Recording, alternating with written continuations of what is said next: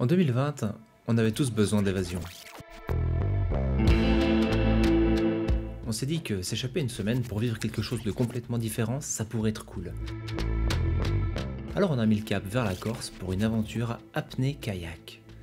On vous embarque avec nous dans le désert des Agriates.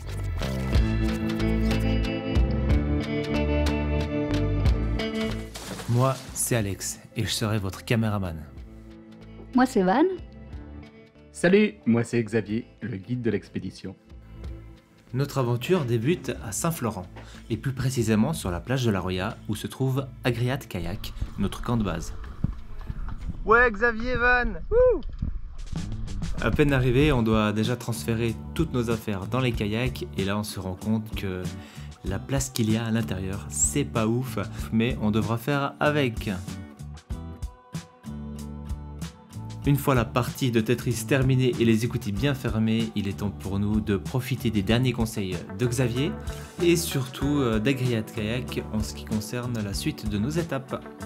Le truc marrant mais qu'on n'a pas filmé, c'est qu'on s'est rendu compte que les kayaks sont pas vraiment faits pour les grands gabarits comme moi et que du coup je rentrais pas dedans et on a dû trouver une solution de rechange, mais j'ai pu finalement partir avec un kayak à ma taille. Voilà, notre trip va nous amener sur les plages du Petit Lotu, Saleccia et Trave. Ce ne sont pas de grandes étapes, on va pas se fatiguer, mais on va surtout profiter de ce que la région a à offrir, c'est-à-dire des plages de sable blanc et des eaux cristallines. Départ en direction de la tour de la Mortella pour une première petite étape pour voir comment les kayaks se comportent avec nous à l'intérieur. Et après une heure, une première pause pour se dégourdir les papates, mais surtout les papalmes, puisque l'avantage d'avoir les palmes accrochées sur le pont du kayak, ça permet de très rapidement aller piquer une tête. On enfile juste un masque, un tuba et tout de suite on est prêt à aller explorer les environs. À l'écart des coins touristiques, c'est assez facile de tomber sur des étoiles de mer ou si on regarde bien, sur des murènes, toujours avec ce look menaçant mais pas farouche du tout et avec quelques anémones grâce au coup d'œil de Xavier qui a le don de repérer toutes ces jolies choses sous l'eau. Mais il suffit de rester aussi un petit peu immobile pour que les poissons commencent à s'intéresser à vous. Et là, si vous avez un peu de chance et que vous repérez au fond de l'eau un point un peu orange, il est fort possible que vous ayez affaire à une petite pieuvre cachée derrière les rochers et qui attend une seule chose, c'est que vous mettiez enfin les voiles afin qu'elle puisse continuer à vaquer à ses occupations de poulpe. Allez, il est l'heure maintenant pour nous de retourner à nos kayaks, la mer commence aussi un peu à se former. Et c'est l'occasion pour nous d'aller jeter un petit coup d'œil à cette voie maritime au nord de Saint-Florent pour constater que c'est une véritable autoroute à bateau. Voilà, la mer a maintenant commencé à prendre de très jolies formes et il est temps pour nous de décider qu'est-ce qu'on fait. Voilà les gens, il y a Xavier qui essaie de me convaincre de prendre la mer, démonter, là, preuve. Voilà. Xavier essaie de me convaincre encore une fois pour voir. Moi ce que je propose c'est vraiment la ligne de côte sur, on voit bien que c'est plat à la mer. Franchement ça va aller tout seul jusqu'au phare de la Mortella. Avant d'attaquer la zone de turbulence, on a encore la chance de pouvoir admirer la tour de la Mortella. Enfin, ce qu'il en reste, une ancienne fortification qui faisait partie du système de protection du golfe de Saint-Florent. Elle était rénovée et restaurée, mais on ne sait pas combien de temps ça va tenir. Là c'est parti pour de la haute mer, donc hors de question que je sorte ma caméra pour vous montrer ça. On se retrouve sur la plage du Loto.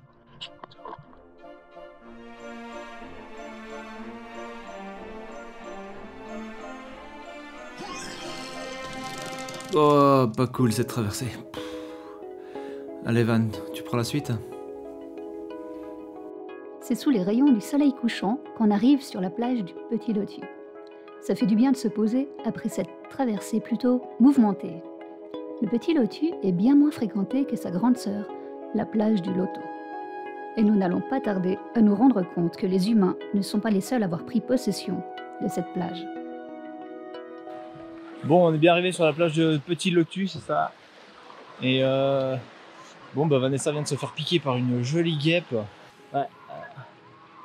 Bon, on a fait ce qu'on a pu, hein. Je pense qu'on va la perdre pendant la nuit. Vanessa, t'as un dernier truc à dire? Ouais, je lègue ma voiture à Fred. Ah, c'est gentil. Mes feutres à mes filles et mon ordinateur à Gabriel. On profite à fond de ce premier coucher de soleil magnifique et gentiment, toutes les personnes sur la plage rejoignent leur bateau. La plage du Petit Lotus nous appartient désormais pour la nuit. Très rapidement, il va falloir penser à se préparer un repas bien mérité et à monter le camp avant la tombée de la nuit. Ce soir, ce sont des produits frais qui nous attendent, achetés le matin même, mais pour les prochains jours, on compte bien sûr sur la bonbonne de gaz afin de nous permettre de manger chaud. Hein, Xav? Regarde-moi cette belle plage de sable, l'endroit idéal pour monter notre filet de beach volley. Ça va être top, non? En fait, il s'agit de creuser dans le sol plusieurs trous afin d'y fixer les pagaies que je relie par une cordelette bien tendue. Ensuite, je me dépêche de suspendre les moustiquaires afin de croquer notre repas peinard à l'abri des moustiques qui nous attendent par nuit entière. Punaise, ils sont des millions! La vérité, les forêts finlandaises, c'est des vacances à comparer.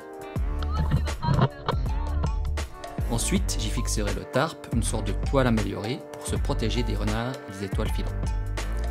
Terrible ces mosquitos corses, regarde ça, ça pique quand même à travers les mailles.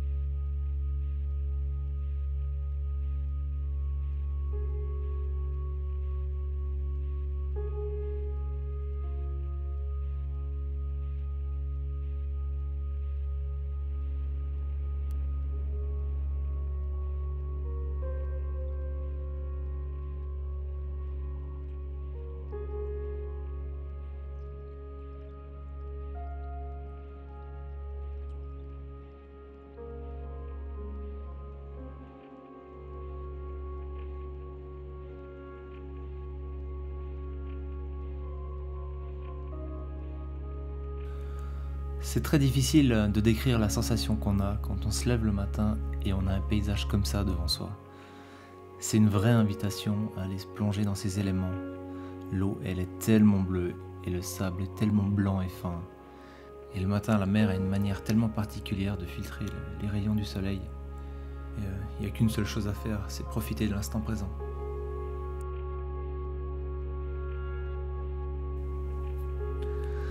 Voir cette raie voler sous l'eau, ça me donne des idées, ça me donne envie de faire pareil.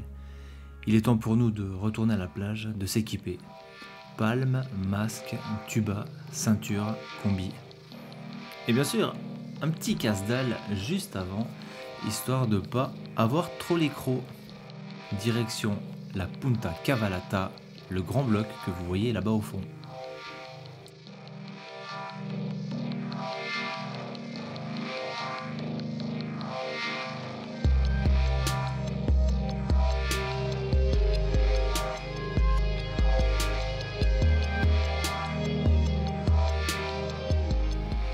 Vanessa, Xavier et moi, on pratique l'apnée depuis plusieurs années maintenant et on se connaît bien. Mais c'est pas une raison pour oublier que l'apnée, ça peut être aussi une discipline dangereuse et qu'il faut toujours la pratiquer avec le plus haut niveau de sécurité. Alors ne plongez jamais seul et plongez toujours avec un binôme capable de vous filer un coup de main si nécessaire.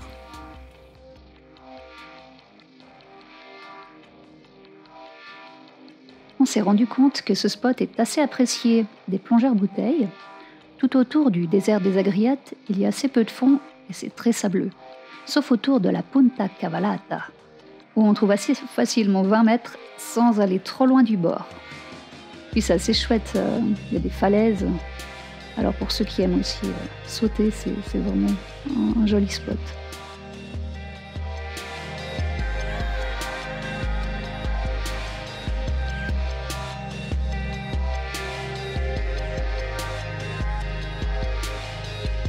Ah, l'instant tant attendu.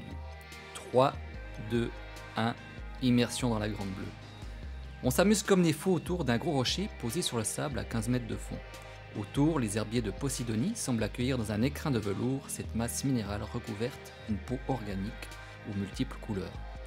Les cavités de la roche accueillent plusieurs espèces de poissons, comme ce joli apogo d'un rouge orangé rejoint par ce mâle coloré de Serran écriture. Ils sont là dans leur environnement encore quelque peu préservé. Un vrai tableau aquatique. Je vous laisse admirer. Et ce poisson-là, ça s'appelle une girelle. Non mais pas celui-là, celui qui va passer là, voilà.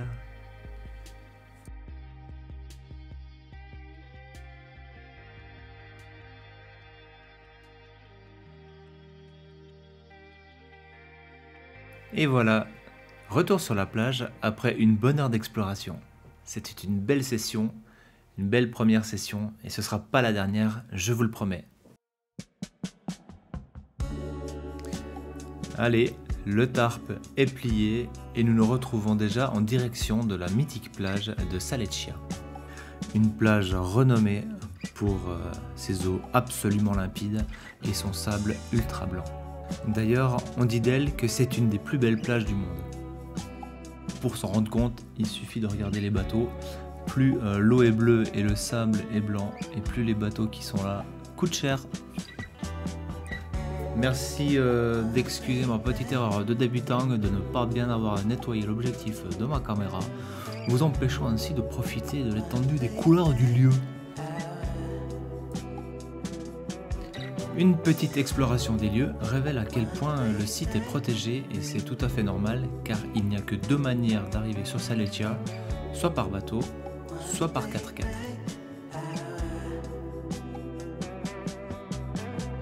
L'objectif a été cette fois nettoyé et maintenant vous pouvez prendre la mesure de la beauté de cette plage. Et voilà. Pardon. Bref, petit retour sur notre histoire de gaz. Xavier s'est rendu compte hier que le réchaud et la bonbonne n'étaient pas compatibles. Mince, ça veut dire que ça nous prive de repas chauds pour le reste de l'aventure. Non mais vous m'avez vu moi? Une semaine sans manger chaud? Ah, ça va pas le faire ça. Bon, on va quand même se détendre grâce à ce magnifique coucher de soleil, un des plus beaux de l'aventure. Et la qualité de la lumière absolument incroyable qui irradie toute la plage. Bon, le soir venu, il était quand même temps de s'y mettre, de monter le camp. Et puis on s'est décidé pour un petit coin un peu à l'écart de la plage principale, où on s'est dit qu'on serait bien. Saleccia. Ah, Saleccia et ses plages de sable fin, ses eaux turquoises et ses belles italiennes. Enfin, je veux dire, ces beaux bateaux italiens. Sans oublier son camping où je vais peut-être pouvoir enfin dénicher une cartouche de gaz compatible avec mon réchaud. On commence à avoir nos marques, le campement est monté en moins de temps qu'il n'en faut pour préparer le repas. Bon, faut aussi dire que l'on mange froid. L'endroit semble idéal pour passer une bonne nuit, assez éloigné du lagon pour ne pas se faire dévorer par nos petits potes les moustiques, et loin du camping pour une soirée paisible.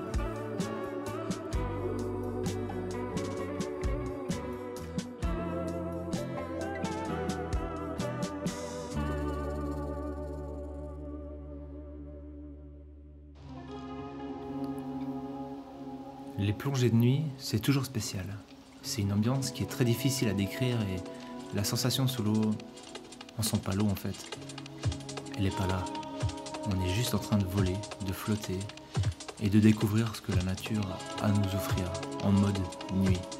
Ce soir-là, on est allé avec Xavier jeter un petit coup d'œil et ce qui est cool avec lui, c'est qu'il a vraiment l'œil pour trouver les trucs sous l'eau. Lui, il trouve trouve tout. Moi je pourrais passer à côté d'un beluga, je le verrais pas. Murène, crabe, pieuvre. Heureusement qu'il est là, sinon j'aurais l'impression qu'il y a vraiment rien à voir. Que c'est pas du tout la réalité, en fait. Ça grouille de vie, mais il suffit de prendre le temps d'observer. Et là, on se rend compte à quel point vous êtes observé. Bon, petite pensée aux poissons à qui on a pointé nos torches dans les yeux et qui sont devenus aveugles par la suite. Nos excuses. Mais sinon, la nuit, on peut observer des choses qu'on ne verrait pas forcément en plein jour, comme cette crevette cavernicole jaune. Bon, allez, au lit, c'est l'heure d'une bonne nuit de sommeil.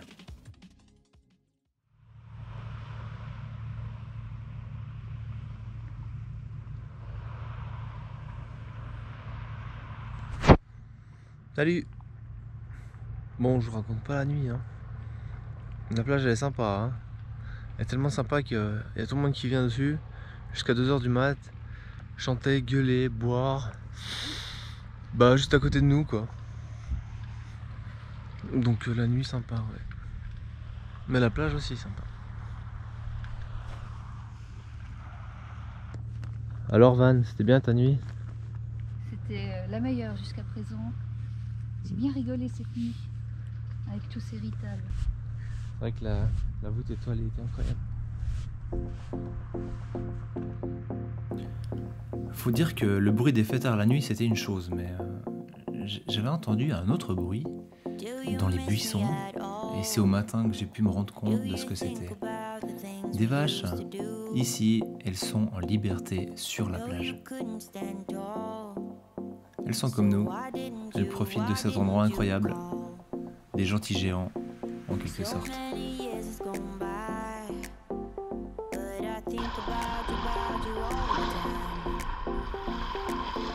Bien motivés à ne pas rester une nuit de plus sur Saleccia, nous plions le camp et nous partons en direction de Trave. Trave, c'est un peu la plage secrète, c'est un peu la plage des Corses. En fait, vous verrez pas de Corses sur Saleccia, ils vont tous à Trave. Et c'est là qu'on va. 3e jour de promenade en kayak. Mer très calme, Alex teint normal, Van en mode guerrière. Avec une étape d'à peine plus de 4 km, on devrait y arriver les mains dans les poches et les doigts on the nose. Et avec le sourire s'il vous plaît, j'espère que cette fois-ci, on n'aura ni les mosquitos, ni les fêtards. Trave, on en rêvait. On se réjouissait vraiment de découvrir cet endroit, l'étape la plus éloignée de notre aventure. On arrive fin de matinée, le soleil tape déjà et le sable brûlant nous pousse à installer rapidement notre campement. Et comme c'est la 3e fois qu'on le fait, on commence sérieusement à avoir le coup de main. Hop, sous la tente et petit-déj. À ce moment-là de notre aventure, l'espoir de fixer notre problème de gaz était bien vivant. Après tout, le kayak était rempli de provisions qui ne demandaient qu'à être cuites. Heureusement, nos kayaks ne manquent pas d'eau et grâce à ça, nous allons pouvoir nous déguster un bon bichère au lait en poudre, fruits frais, graines pour oiseaux, un vrai déjeuner de champion. Le cœur joyeux et le ventre plein, certains en profitent pour explorer les environs, pour faire une petite sieste bien méritée ou alors de jouer un instrument de musique.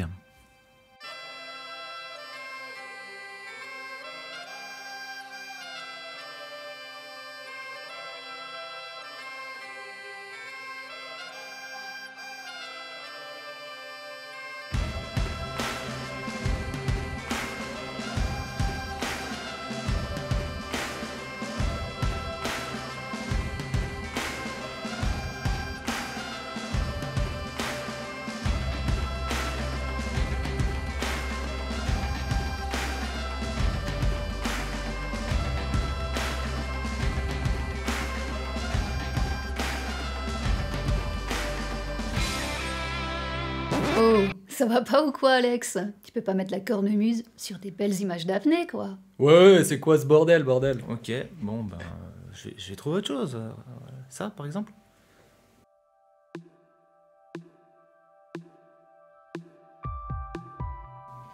Ouais, ça va mieux. On y va. Ok, c'est mieux.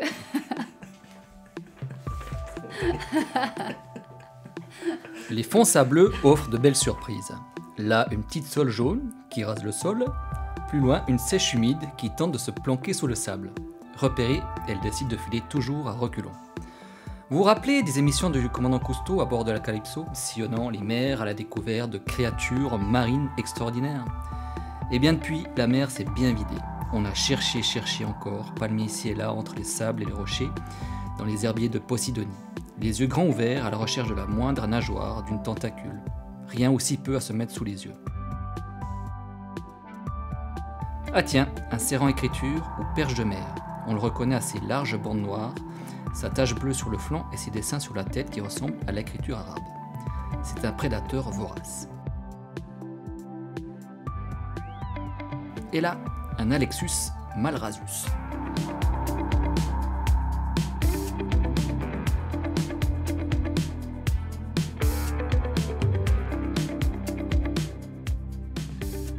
Sur cette session, on se fait plaisir. Et il me semble que cette oblade aussi.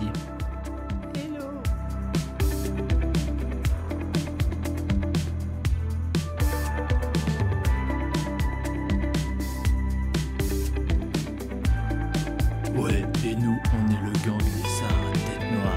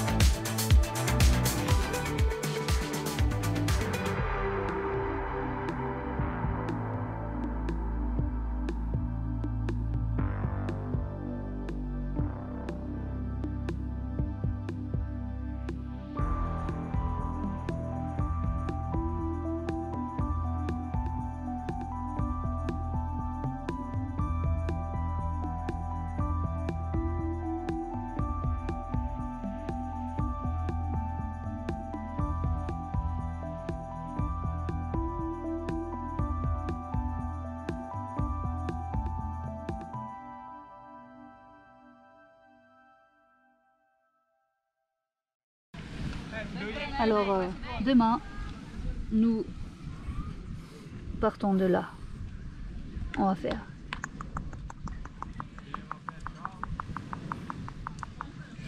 jusque là. Après, on va faire un petit coucou dans le camping, voir s'il y a du gaz. Bon, je me suis débrouillé pour trouver des petites bières corses, généreusement offertes par les personnes sur la plage. Alors. Offert par des Corses. Santé.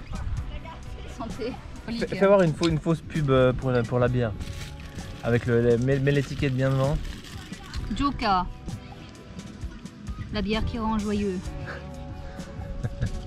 L'abus d'alcool est dangereux pour la santé. Et là, vous ne croirez pas, mais ils nous ont invités à les rejoindre. Santé. Quand on vous disait que les vrais Corses se font à Trave, voici la preuve. On se joint donc à un petit souper de famille au soleil couchant, le truc de carte postale. Et là, mes amis, après 3 jours sans feu, on redécouvre les traces de la civilisation.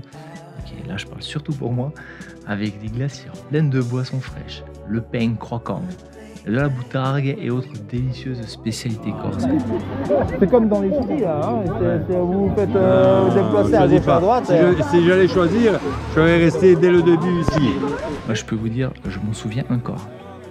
C'est vraiment une soirée avec des jolis moments de partage qui va rester, je pense, un bon moment gravé dans nos mémoires.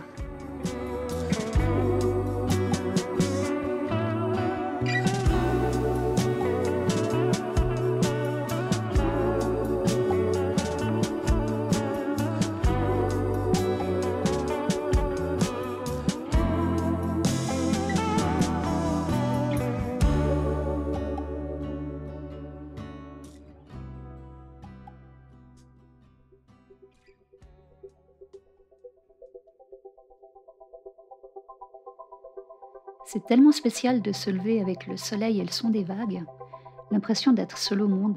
C'est un moment pour soi. La notion du temps, elle disparaît complètement. Les pieds dans le sable, on se reconnecte avec la nature.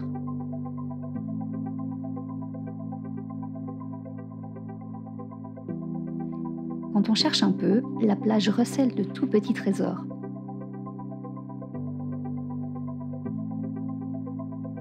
Des yeux de Sainte-Lucie, un porte-bonheur, se cachent parmi les coquillages échoués pendant la nuit. Des jolis souvenirs. Et étant donné qu'on a passé la soirée avec les Corses, c'est au petit matin qu'on va devoir manger le repas qu'on avait préparé pour le soir d'avant. C'est pas si facile de manger un taboulé le matin. Heureusement, les Corses nous avaient laissé une grande partie de leurs provisions, dont du bon pain croquant, et ça a fait parfaitement l'affaire.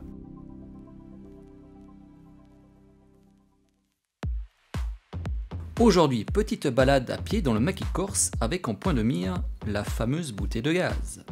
On se la joue nu-pied histoire de profiter à fond des petits cailloux et des épines. Le sentier serpente le long de la côte, de ses plages et de ses criques où mouillent de petits bateaux ici et là. Parfois la végétation se fait plus dense, ce qui pose quelques problèmes à notre caméraman. Malgré la chaleur, le vent et le maquis, nous progressons bon train, c'est-à-dire à une allure proche d'un train qui ne va pas très vite. Au travers de ces paysages arides habités par des vaches squelettiques. Quelques mètres encore nous séparent de notre objectif du jour, l'épicerie du camping. Enfin arrivés, nous sommes devant des portes closes. C'est fermé, on est vraiment dégoûtés. Alors on décide de se lancer un défi, faire le retour avec masque et tuba à l'étuvée corse.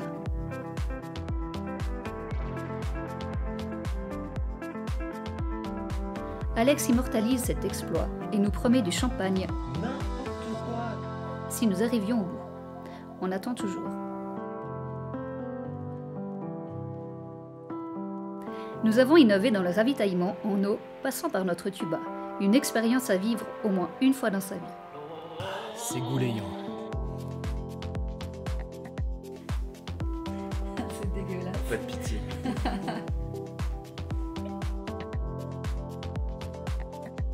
J'ai jamais promis de champagne à part ça. Je sais pas ce que tu racontes. Non, mais moi je m'en On est souviens. d'accord, Xavier, j'ai jamais promis de Ah, champagne. tu rigoles, t'as juste à chercher le champagne sur les gros bateaux. Ouais, italiens. Ah là là là là. c'était mon seul but, quoi. C'était l'objectif, à chaque fois t'es... Allez, on va enlever les masques. En tout cas, ce petit trek aura laissé des marques. Vous avez vu la gueule de mes chaussettes? Allez, à l'eau. Défi relevé sous un soleil éclatant. Que du bonheur de se mettre à l'eau et d'enlever le masque et surtout le tuba rempli de salive.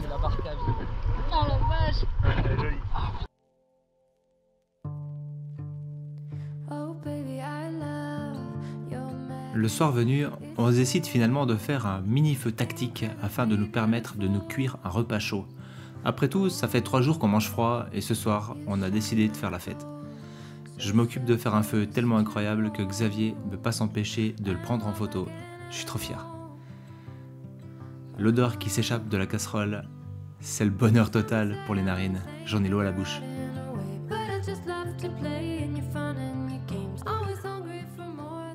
Une fois le repas prêt, vient juste le moment de le déguster et pour ça, quoi de mieux qu'une table avec vue sur la mer et soleil couchant.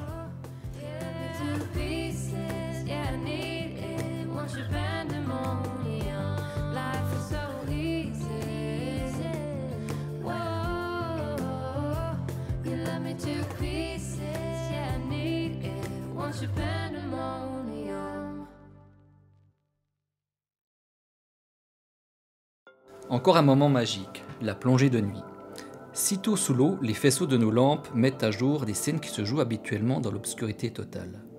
Nous surprenons un poulpe, ou pieuvre, on peut dire les deux. Cet animal dont on qualifie l'intelligence à celle d'un chien, est juste incroyable.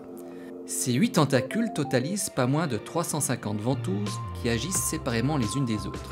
Sa peau contient des cellules spéciales, les chromatocytes, qui lui permettent de prendre la couleur du fond sur lequel il progresse. Et sa peau peut changer de texture pour assurer un meilleur camouflage. À méditer lors du prochain repas autour d'une salade de poulpe. On part pour notre deuxième plongée de nuit et sur celle-là, ce qui frappe, c'est que l'eau est encore plus claire qu'à Saleccia. On repère quelques poissons qui restent complètement figés quand on leur pointe notre faisceau dans les yeux. et quelques petites raies pastenagues, mais qui mettent tout de suite les voiles quand elles nous voient. Elles essaient d'échapper à notre faisceau lumineux.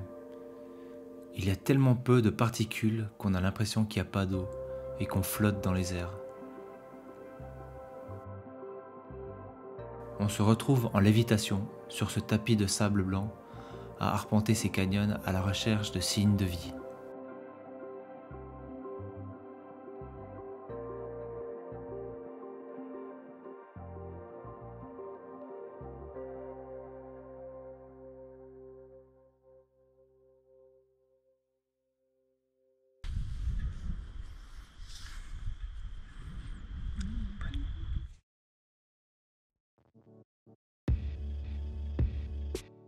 Quatrième jour, il est temps pour nous de quitter la plage de Trave et de revenir sur nos pas, ou plutôt dans le sillage de nos kayaks. On décide de partir de bonne heure afin de pouvoir retourner rapidement au camping de Saleccia et de vérifier où en est notre livraison de l'adaptateur de la bonbonne de gaz. La météo est juste parfaite. Regardez-moi ces conditions idéales, regardez-moi, c'est plat, calme, plat. Nos kayaks filent comme le vent sur cette mer d'huile. On décide cette fois de ne pas faire de campement à Saleccia, mais de rejoindre directement la plage du Petit Lotu, la première plage où nous avons passé la nuit. On fait pour le moment une halte à Saleccia pour faire le plein d'eau et vérifier où en est notre histoire de gaz.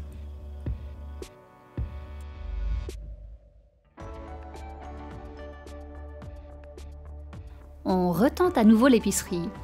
Toujours pas de bambou pour le gaz. On va pas se laisser abattre. On profite de prendre un bon petit-déj avec un superbe fromage corse qui parfume. Alex est dégoûté. Ne l'ayant pas terminé, nous l'avons enterré, enfin ensablé, pour notre prochain repas. Un moyen de conservation étonnant, avec un résultat incroyable. Miam. Bien, après avoir fait définitivement le deuil de notre adaptateur, on se remet dans nos kayaks et direction le Petit Lotu. Et on a beau essayer, mais on n'arrive toujours pas à s'habituer à ce bleu.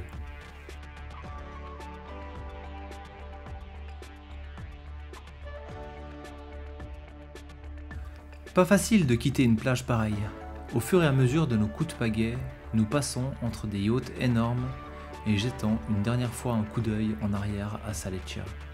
Quand même, on se réjouit de retrouver la plage du Petit Lotu et ses goupilles et ses moustiques. Ah, je les avais presque oubliés ceux-là. Allez, on retrouve enfin notre petite plage privée. Qu'on va devoir partager quoi.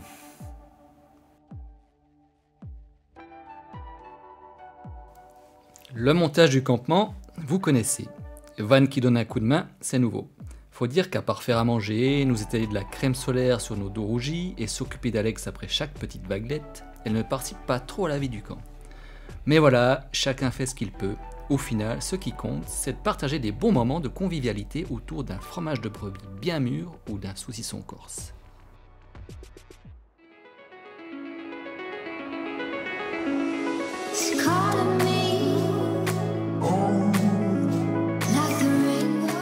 Allez, retour à Punta Cavallata, où cette fois, on s'est dit qu'on allait l'escalader. On fait le tour à pied du rocher, on grimpe à gauche à droite pour trouver des spots de haut plongée. Et là, la grande classe. Et maintenant, les tips pour un saut réussi. Tout d'abord, s'échauffer le corps, puis bien étirer chaque muscle en commençant par les pieds et en finissant par le bout des doigts. Ensuite, s'assurer l'attention du public venu nombreux pour l'occasion. Et enfin, se jeter sans trop réfléchir quelle partie du corps va ramasser à l'amérissage. Répétez autant de fois que nécessaire, mais surtout à votre rythme. Ok Alex? Yalla man!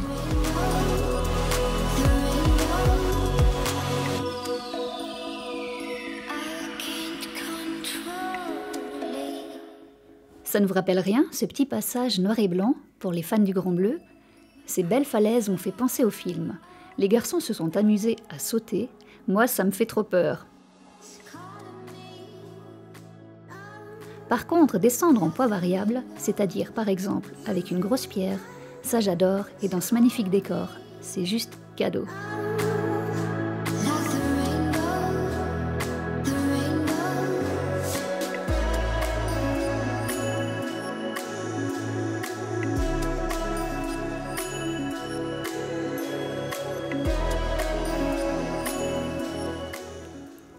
On sent qu'on arrive au bout de notre aventure.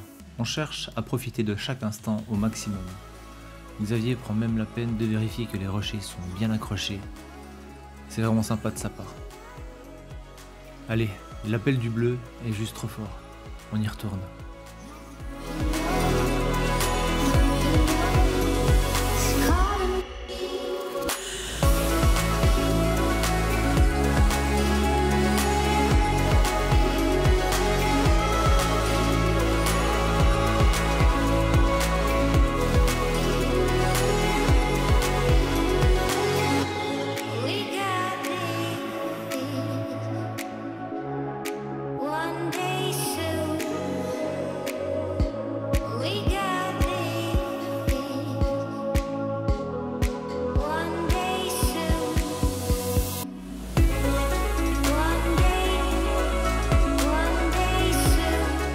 Voilà, nous sommes arrivés à notre dernière nuit sur la plage du Petit Lotus, ou la plage aux renards.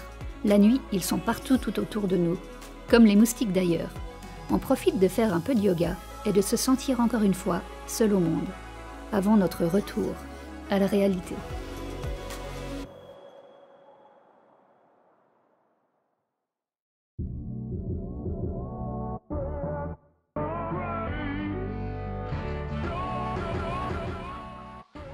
Et voilà, le soleil se lève sur notre dernière journée d'aventure. Encore une journée parfaite qui s'annonce.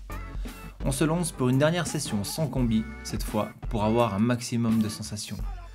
La lumière du matin est juste magnifique. Elle arrache à la mer un bleu qui n'existe dans aucun nuancier. Nous retournons une dernière fois aux falaises de la Punta Cavallata, accompagnés d'une plus grande quantité de poissons que d'habitude. Une manière pour eux de nous souhaiter bon vent ?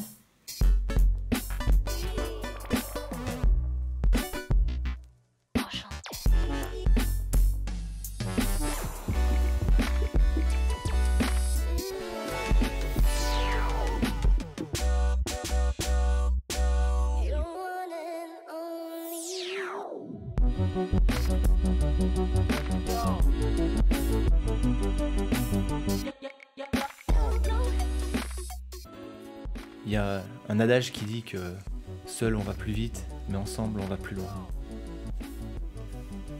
Ouais, bah moi je vais aussi loin que vite, quoi, tout seul. Mais on peut aussi aller loin sans aller très vite, quoi. Mais de toute façon, avec Vanessa, on va jamais très vite, en fait. Ouais, mais on va où on doit aller. Bon, à part ça, on y va. Ouais. Bon allez, ciao. Salut. Bon bah c'était bien cool ces vacances. C'était trop chouette. Ouais, vivement un autre groupe.